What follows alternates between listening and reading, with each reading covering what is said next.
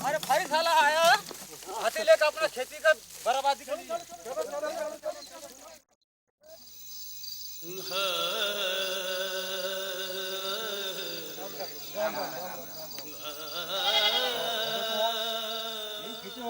अंग्रेज के ज़माना से 3 पीढ़ी हो गया खेती जोत रहा तो फारत लोग बोलते कि इसका अंदर का झाड़ को मत काटो बोलता है। तो हमने बोला कि वो झाड़ को हम नहीं काटेंगे, सिर्फ फसल निकालेंगे उसमें से। तो उसका वजह से वो सरकार अपने फारत वाले ने आके प्योर फाड़ दिया। प्योर फाड़ दिया तो हमने बोला भाई प्योर भी फाड़ेंगे तो हम वही ज़मीन के माथे पालेंगे, नहीं तो हम कैसा पालेंगे। तो हमको बोले कि नहीं, बोले तुम तारीख करो बोले। तो हमने बोला ठीक है भाई, तारीख भी शुरू है। तारीख शुरू है तो हम भी गरीब के पास में पैसा कोई रहता नहीं ना कुछ नहीं, उसकी वजह से हमने बहुत हाथ टेक दिया हमने। तो हमने बोला भाई कैसा भी करो हमारे को, लेकिन वो ज़मीन मिलने ज़रूर है हमारे को। भैया मैंने अगर पट्टा मिल रहता था तो मेरे को कुछ सरकारी योजना मिलता था। हाँ, पट्टा नहीं से फारी वाले ने तारीख लगा दिया, मेरा तारीख करते करते मेरा। ये कहानी है महाराष्ट्र के अमरावती जिले में स्थित मेलघाट आदिवासी क्षेत्र की, जो बाघों के लिए संरक्षित क्षेत्र भी है। यहाँ रहने वाले कोरकू और गवली लोग वन जमीन जोतते हैं जो कानून से उनकी नहीं कही जाती। उन्हें अतिक्रमक कहा जाता है। जमीन से निकाल दिए जाने का और न्यायालय द्वारा दोषी ठहराने का डर उनके दिलों में हमेशा बना रहता है। उनकी नियति भारत के उन लाखों आदिवासियों से जुड़ी है जो वन विभाग की जमीन जोत रहे हैं। जंगल भी देवता है। बाप ज्यादा तो खेती कर रहा, अरे जमीन पे हक क्यों नहीं भाई। फिर कुछ दिन के बाद में फारस घाट वाले ने अटक लगाया हमको कि भाई जमीन हमारी है, हम तुमको जोतने नहीं देंगे। फिर भी हम जोत रहे। फिर हमारे गांव के जो जोड़ी बैल नांगर बखर सेमाडो लेके गए इन लोगों ने। फिर फारस वाले ने क्या किया कि इन लोगों ऐसे मानते नहीं, फिर हत्ती लाए इन लोगों ने। हमारी जमीन फुल भरी थी अनाज से, हत्ती लाए, जानवर लाए, और सब जानवर से हमारे जमीन के पूरा धान्य खिला दिया इन लोगों ने। हम रोते इतने बैठे, सब बाल बच्चा आदमी लोगों खेत के धुरे में। इतिहास इस बात का गवाह है कि अफ्रीका हो या एशिया, जंगल यदि कहीं सुरक्षित है तो वह केवल इन आदिवासियों की वजह से ही, ना कि उन कथित सुसंस्कृत और विकसित लोगों की वजह से जिनके लोभ और उपभोक्तावाद ने जल, जमीन और जंगल बर्बाद कर दिए हैं। इसके बदले में हम उन्हें क्या दे रहे हैं? जमीन से निकालने की धमकी, तकलीफ और गरीबी की जिंदगी। यहाँ कमी सरकार की इच्छा शक्ति की नहीं थी। कई नीतिगत निर्णय और आदेश तथा प्रदीप प्रभु बनाम महाराष्ट्र सरकार केस में सर्वोच्च न्यायालय का निर्णय, जिसमें सरकार को इस बारे में दावों की सच्चाई जानकर इन काश्तकारों को कानूनी दर्जा देने के निर्देश दिए गए हैं, इसी बात के गवाह है। मगर यह काम अधूरा ही रह गया, क्योंकि यहाँ ज़रूरत थी एक सुचारू पद्धति तथा प्रचलित कानून और नियमों के दायरे में रहकर अपरंपरागत मगर व्यवहार्य दृष्टिकोण अपनाने की। उनके अभाव में इन लाखों परिवारों का भविष्य अधर में लटकता रह गया। सरकार दुश्मनी छो जाए नखे, अल्ले डोंगर भी गोमोयो है, डोकुला भी गोमोयो है। आदिवासी और जंगल के करीबी रिश्तों में 1980 का वन संवर्धन कानून एक महत्वपूर्ण पड़ाव है, क्योंकि ये कानून वन जमीन के दूसरे किसी भी प्रकार के प्रयोग पर प्रतिबंध लगाता है। मगर 1980 से पूर्व राज्य सरकारों के कई दिशा निर्देश वन जमीन पर किए दावों को विशिष्ट शर्तों पर तय करने का प्रयास करते हैं। महाराष्ट्र सरकार के शासन निर्णय में ऐसे दावों की सुनवाई करके काश्तकारों के अधिकारों को कानूनी बनाने का प्रावधान है। इसमें 31 मार्च 1978 से पूर्व 2 हेक्टेयर तक के क्षेत्र पर जीवन यापन के लिए किया गया अतिक्रमण नियमानुकूल करने का अधिकार प्रशासन को दिया गया है, बशर्ते कि यह अतिक्रमक अनुसूचित जाति, अनुसूचित जनजाति, भटकने वाली तथा विमुक्त जातियों के सदस्य हो। The Amravati administration had devised a 3-tier system: village committees, appeal committee at the taluka level and SDO committee at the district level on behalf of the collector. The salient features of this system were people's participation, a very transparent procedure, very proactive administration, and proper training to the revenue and forest department personnel.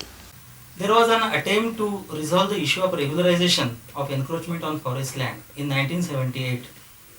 Those encroachments were particularly for agricultural purpose. As the main stakeholders in the process were tribals and economically backward sections, they are illiterate, below poverty line, and unorganized. This issue was raised by the Commissioner for Scheduled Castes and Scheduled Tribes in his 29th report.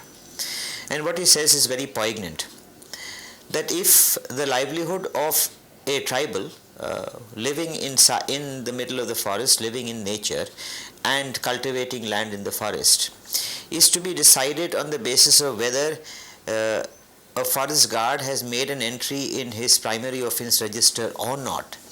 If this is the only basis on which his whole future and the future of his family is going to depend, then we might as well condemn the majority of the tribal people to starvation and extinction. Using this in the writ petition which I argued in the Supreme Court on the point of what do you do with people who do not have documentary evidence, the Supreme Court passed an order that even in cases where a claim is not accompanied by documentary evidence, even there, in such cases, the inquiry officer should conduct a inquiry, accept evidence, and then come to accept or reject the claim.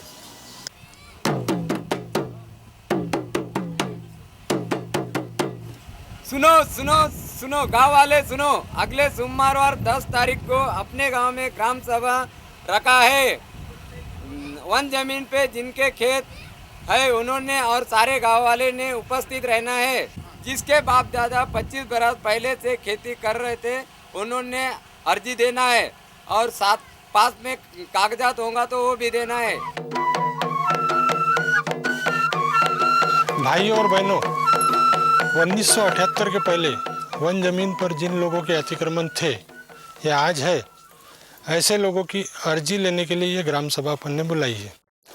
ये ग्राम सभा में एक ग्राम समिति का भी अपने को गठन करना है। इस पद्धति की प्रमुख विशेषता थी ग्राम स्तर, तहसील स्तर और उपविभाग स्तर पर गठित प्राधिकृत समितियां।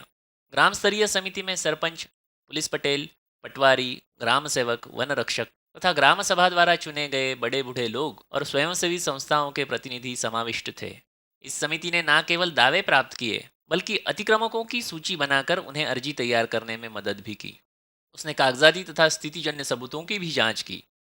इसके लिए उन्हें हर केस में मौका मुआयना भी करना पड़ा, जिससे कि यह तय हो सके कि अतिक्रमण परिवार के भरण पोषण के लिए ही है, नियमों के मुताबिक 2 हेक्टेयर से कम है और उसे दावेदार नियत तारीख से पहले जोत रहा है। बाद में इन सभी दावों को ग्राम सभा के सामने रखा गया और पेशा कानून के अंतर्गत प्राप्त अधिकारों का प्रयोग करते हुए ग्राम सभा ने इन पर निर्णय लिया। आपका नाम क्या है? लखमा है। कब से जोत रही है? बहुत साल से जोत रहा है। आपको मालूम है खेती कब से कर रही है? ये कम से कम साहब कम से कम एक रुपए वायदा से जब से जोत रही है। 1978 के पहले कही है। तो इनका दादा नाना से जो ये तो दंड पाती है 78 के पहले की है। ठीक है, ये पात्र हो सकता है। आपके हिसाब से खेती मिलना चाहिए इनको? मिलना चाहिए सर, बहुत हाथ जोड़ के मैं बोलता है। While working in Melghat as a sub-divisional officer, we went to a village called Pili near Simado with a RFO, Mr. Deshmukh, and we found that there were encroachments existing on the field, right in the possession of the people, but they were not recorded in the books of forest officers. The 3-member committee at the village level was formed. अभी जो state Maharashtra government ने जो decision लिया और ख़ासतौर से अमरावती में जो डिसाइड हुआ जिस लाइन पे कि अतिक्रमण की प्रॉब्लम कैसे छुड़ाई जाए, ये बात ज़रूर ध्यान में रखनी है साथ में कि जो गवर्नमेंट ने 79 में कमिटमेंट किए हैं उसको भी ऑनर किया जाए और साथ में फॉरेस्ट प्रोटेक्शन, फॉरेस्ट की बर्बादी भी रोकी जाए। ये दोनों को ध्यान में रखते हुए हमको कोई ना कोई युक्ति करनी थी, कोई ना कोई सही तरीका निकालना था और प्रॉब्लम वंस फॉर ऑल हमको समाप्त करनी थी। और अब फॉरेस्ट डिपार्टमेंट के अंदर हम लोगों को भी, हमारे सबॉर्डिनेट ऑफिसर्स को फील्ड में जो हैं, जो गार्ड्स, उनको पहले उनका संबंध आता है अतिक्रमण वगैरह से, अब उनको भी ये क्लियर हो जाएगा कि अमुक आदमी जो है, ये आदमी ये पात्र है, इन लोगों के अलावा जितने भी कोई अतिक्रमण दिखेंगे, जहाँ पर भी दिखेंगे, जिस आदमी को दिखेगा वो अपात्र है। अब हमको भी आसानी होगी लॉ एग्जीक्यूट करने में कि हमारे स्टाफ भी यह सहारा नहीं ले सकेगा कि साहब ये पात्रता इसकी निश्चित होने की है, इसलिए अतिक्रमण कर रहा है। No, things are very very clear, well defined, कौन अतिक्रमक है और कौन नहीं है। जो नहीं है उनको हम हटा सकते हैं क्योंकि वो उनके लिए गवर्नमेंट का कोई कमिटमेंट नहीं है और वो गैर कानूनी तौर से घुसे हुए हैं, इसलिए उनको निकालने का हमको पूरा हक है। According to Sitaram Jadav's case, where the Bombay High Court has ruled, it says that the right is created the day that the government order is passed.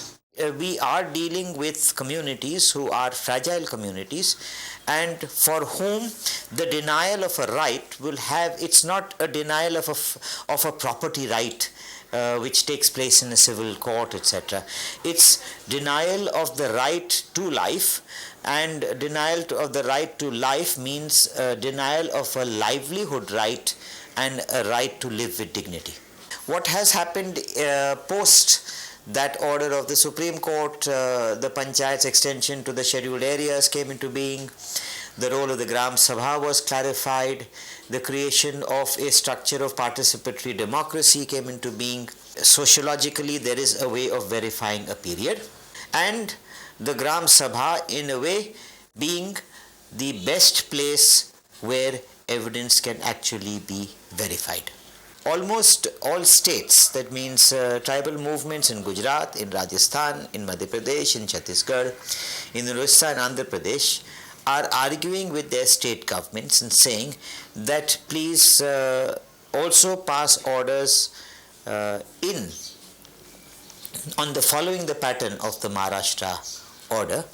Tribals have an oral tradition where recording in their society does not have much of significance. Therefore, the spoken word itself becomes the law. It is the truth for the tribals. There is a practical aspect also to this problem, that in these remote areas the tribals do not have much of documentary evidence.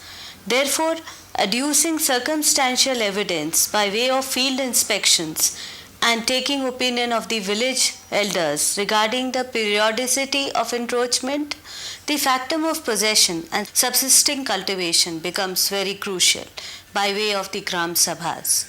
And we have seen that the village communities have gone by the norms. Almost 47% of the claims that were received have been rejected at the village level itself. Thirdly, after the extension of the PISA Act to these areas, the Gram Sabha have become the cardinal point of governance in all matters. Gram Sabhas are also competent to manage their forest, land and water resources at the village level itself. Therefore, when we talk of determination of rights on forest land, consulting people becomes an issue of constitutional right. यद्यपि बहुतांश दावों का निर्णय ग्राम स्तर पर ही हो गया था, मगर नकारात्मक निर्णय के खिलाफ होने वाली अपीलों की सुनवाई के लिए तहसील स्तर पर नायब तहसीलदार, रेंज फॉरेस्ट ऑफिसर तथा सर्कल ऑफिसर की सदस्यता वाली एक समिति गठित की गई। इस समिति ने अपीलों की सुनवाई की और ज़रूरत पड़ने पर मौका मुआयना भी किया। नकारे गए दावों के मामलों में दूसरे अपील के लिए एसडीओ, डीएफओ तथा एपीओ की सदस्यता वाली समिति गठित की गई थी। इस समिति ने सारे कागजातों का बारीकी से मुआयना किया और अंतिम सिफारिशें की। इस प्रकार से अतिक्रमण नियमित होने के लिए पात्र काश्तकारों की अंतिम सूची बनाई गई। इस सारी प्रक्रिया में लोगों के सहभाग तथा पूर्ण पारदर्शिता की वजह से केवल सही दावे ही स्वीकृत हो सके। बाद में यह सूची वन विभाग के माध्यम से भारत सरकार को भेजी गई ताकि इन दावेदारों को संबद्ध जमीन के टुकड़ों पर कानूनन अधिकार मिल सके। जायज़ दावेदारों को अनावश्यक तकलीफ से बचाने के लिए उन्हें लैमिनेटेड प्रमाण पत्र दिए गए जिससे नए अतिक्रमणों की संभावना भी कम हुई है। It has been seen that this particular process which was experimented in Amravati has been found to be a very methodical and systematic exercise, and this has resulted in going through a process of rejecting cases which have not been found eligible and accepting cases which have been considered as eligible on the basis of not only the documents but also the actual condition at the site. In this particular case study of Amravati district, what used to happen that most of the drivers don't have any evidence that they were cultivating. By introducing this village committee, everybody is involved. My forest department person is involved, Gram Panchayat person is involved, two voluntaries, NGOs are involved. So they can really bring forward the evidence to prove that these Adivasis have been cultivating this particular land and they are entitled to get patta for that particular land. Land is the only source of livelihood for these poor tribals, which also has a direct bearing on their health, nutritional and survival status itself. Therefore, we need to devise policies which take care of the fuel, fodder and food needs. Mere stringent policing will not do in these areas. हमारा पिताजी ने कई ज़माने से खेती जोत रहा था, वो ज़मीन हमको अभी तक पट्टा नहीं मिला था, फिर हमको ये प्रमाण पत्र मिला। अब आज खेती जोतेंगे, हमारा बाल बच्चे को हम कैसे भी रोजी रोटी खिलाएंगे। खेती का प्रमाण पत्र घटाए ना लेना अच्छा सब इतो डाय आले बाल बच्चे के सहायता डाय।